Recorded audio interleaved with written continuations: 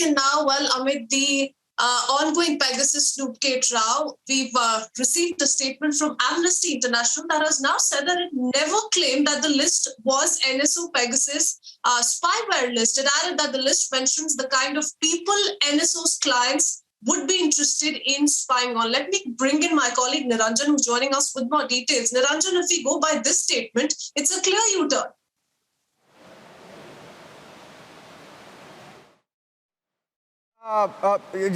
There have been some really fast-paced developments in the story, and I'd like to go across to Shravan as well, Christine. Shravan, it appears now that Amnesty has washed its hands off the claim. In fact, there is a report, and Amnesty is believed to have told the media that the list of 50,000 phone numbers is not directly related to NSO or Pegasus. So was it a fake news story? If they say that it was not directly related to NSO, so was it a fake news story? Shravan, I'm handing it over to you. Well, in fact, Niranjan, let's just remind all our viewers with regards to this entire consortium of newspapers and portals who had come together, and they said that there were multiple perhaps governments who had come together and they were snooping on their own people. In fact, there was a list of targets as they put out, saying that this was basically Amnesty who had given this entire list. These are possible targets, 50,000. That's the number that was essentially pegged. Now, what's turned out to become a complete damn squib. The reason why I'm saying it's a complete damn squib here is primarily because the very person on whom they were basically relying, or the very organization on whom they were essentially relying, Amnesty has now put out a statement. And what are they exactly saying? They are making it very clear. And I'm just trying to simplify this for the benefit for our viewers. They're essentially saying that we have not provided any such list. We haven't said that this was an list of the NSO, the very organization that has basically come under the scan at this point in time. And these are possible targets that they've been talking about, and something that perhaps NSO could look into. These are possible targets, similar targets for the NSO, but this is not exactly a list of the targets of NSO. That's the statement that has been put out. Net, what does this mean? This essentially means that you are basically coming to a conclusion on the basis of certain conjectures. These are conjectures of a consortium of newspapers who have basically come together, portals that have come together, and they've said that, look here, these are the people whom the government has essentially been targeting.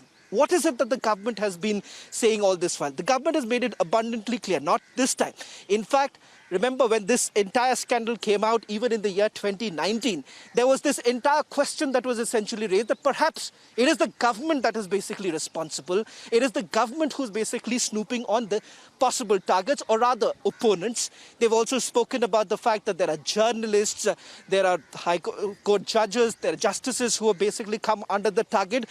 But the very premise of this entire so-called investigation has now come under a shroud of, confusion, and more importantly, Amnesty, when they're coming out and they're essentially saying that, look here, this is not the very list.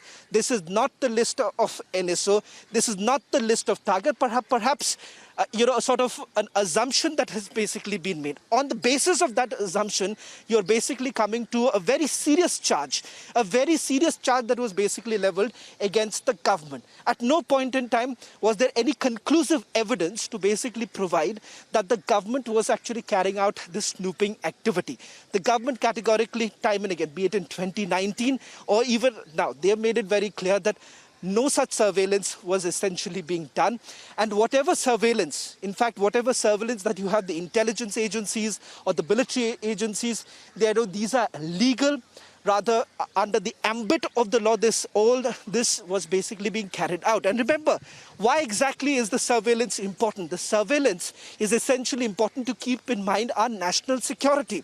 So let's not mix this up. Surveillance is essentially being done to ensure that apart from human intelligence, what our agencies, or for that matter, our forces, they need to be armed with enough intelligent inputs of what's actually happening on the ground to prevent, even for that matter, terrorist activities.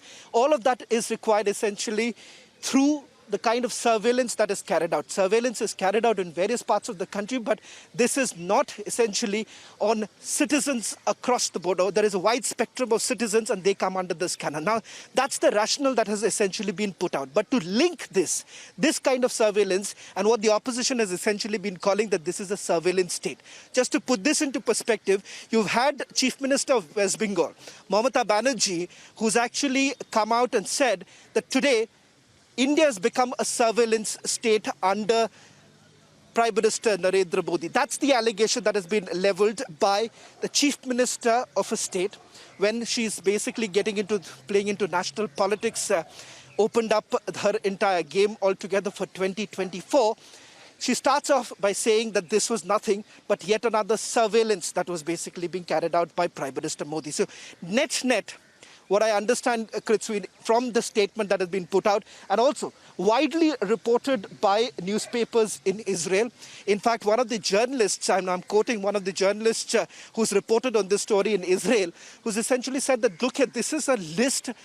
Amnesty has already officially put this out. There have been statements that have been emailed to journalists in Israel who've basically sent out this question and say Amnesty is saying that, look here, we have never said that this is the list of NSO or this is the list that NSO has put out or possible targets, and it has been categorically denied. So the very premise on which this entire story was standing has now been completely demolished. Now this what it does now, and we'll get Abhishek live also in a while, because there are reports in the Israeli media. It looks like Amnesty has issued a statement to them. Now the onus comes completely on the media group, Shravan, that carried the story, saying that it was NSO and Pegasus that was used to snoop on people in India. Now, if this was not an NSO list, if it wasn't given as an NSO list, how did media groups claim it was an NSO list? Now, the onus will come completely on them, will be on them to explain now.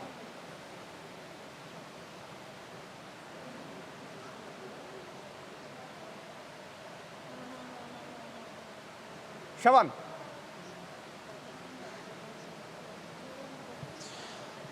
Okay, so we'll go. Well, in fact, Niranjan, if you just scrutinize and you... Go ahead, Shravan, sorry, go ahead. Well, Niranjan, in fact, Niranjan, we at Republic, we have actually scrutinized the language of all these portals and also newspapers across. All through, there is one similar pattern, Niranjan, and that's very important to point out. The pattern is very clear. They are not being in a position to basically stick their neck out and basically said that, yes, these 40 journalists or this X number of, civil servants or X number of politicians have basically been snooped by the Indian government. There are conjectures. There are conjectures that this is, since NSO is only supplying their technology to governments and intelligence agencies, so let's presume that this is essentially being done, and there is a subset of people who are basically being snooped by the government. So it is basically taking one step forward and basically coming under some assumptions. So if you actually say that, yes, there has been a hardcore investigation that has been carried out, and yes, if they can pinpoint that the very period when this entire snooping was basically being done by the government, they are basically going ahead by a probable list, a probable target list of the NSO. Today, NSO has come out, put out a public statement, and they've also said that we are no longer going to entertain any more queries from the media, because what they're calling is basically salacious kind of journalism that has been carried out by a section and to try and defame them. And the very fact that this is entirely done within the ambit of national security. The ambit of national security becomes extremely crucial, and that's the reason why, Niranjan, I was making the attempt to try and explain it to our viewers that what sort of surveillance is actually carried out by a state, and why exactly does that become legitimate, and is it legitimate surveillance that has been carried out. And the reason why we are basically raising this question is because if Amnesty today is saying that, look here, this is not the list, this is not the list of possible targets, this is not the list of the NSO, then where does this entire story stand? where does this entire allegations stand against the government? And not just the government of India. There are several other governments who've basically been accused. Remember, Forbidden Stories, the very consortium which has basically come together. They've gathered this data, put out this data, and said that this data is essentially, it applies to especially those very countries which have bought NSO. They've basically linked in to the former Prime Minister of Israel, Benjamin Netanyahu's visit to those very countries, and then thereafter saying that, the NSO, the technology was essentially bought by the country. So there are a lot of assumptions. There are a lot of conjectures. That's why I'm trying to put this out. That on the basis of some sort of conclusion, on the basis of certain conjectures, they have come to that conclusion. That's why this entire question has essentially been raised. There is a shroud of mystery over this entire thing. And what exactly is the objective? That's what we are essentially talking about. Is it a Snoop scandal that wasn't in the first place? Now everybody called it a Snoop scandal. Yeah. Yes, Shravan? We'll also try and go across in a short while to our colleagues who are also going to join us from here, from Vijay Chowk, and try and put this into perspective. It's very important to put this into perspective, primarily because what has essentially happened since the time the story actually broke, and you've had a web portal here in India who's basically spread across. They've taken those numbers, linked it to certain events. For instance, there was a story that was basically essentially put out, simply saying that during the time of the CAA, during the time of the NRC, there was an attempt that was basically made by the government to basically snoop on those very people who were against the CAA, who were against the NRC. Not just that, they were also spoken about the Bhima Koregaon case and simply said that, look here, since they were being snooped, there is a high possibility that this entire case was essentially fixed. And more importantly, evidence was planted in their computers, or for that matter in their laptop, and this was a completely concocted case altogether. So remember, they have basically from one particular list, they have come to a final conclusion, and that final conclusion becomes erroneous simply because of the statement that has been put out, and the statement is by none other than Amnesty International. Amnesty International themselves saying that, look here, this is not the list of NSO. Yeah, so Shravan, stay with us. We'll take a short break and we'll come back because the story is going to get bigger. Now, if it was not given as an NSO list, how did Pegasus or NSO come into the picture? Was it a fake story? Now, that's the question. These are some of the questions, and the onus will be on the media groups as well, who called it an NSO spying scandal, a Pegasus spying scandal, because it was a handout after all. We'll take a short break now. We'll come back with the story which is going to get bigger, because if it was a fake news story, then how did everybody just run with it? Stay tuned.